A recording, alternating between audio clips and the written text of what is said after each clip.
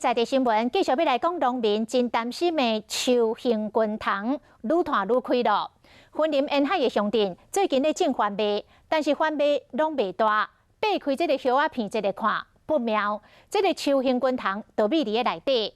62公顷的番麦场种着虫，防疫所是呼吁农民，若发现有虫，都要赶紧来通报，有补助农药会当来头虫。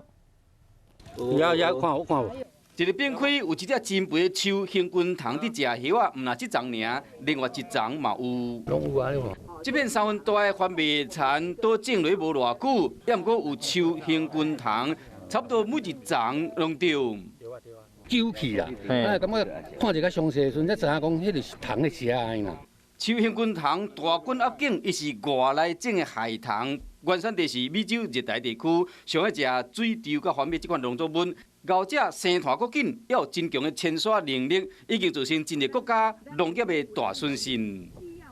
巡查通报的数量大概是62公顷，它主要分布在沿海的7个县市，从麦寮到水林。防疫所表示讲，最近云林开始咧种番麦，所以讲树形菌虫的疫情会愈来愈严重。呼吁农友若发现树形菌虫，一定要赶紧通报，有补助农药啊，会使有效来头虫。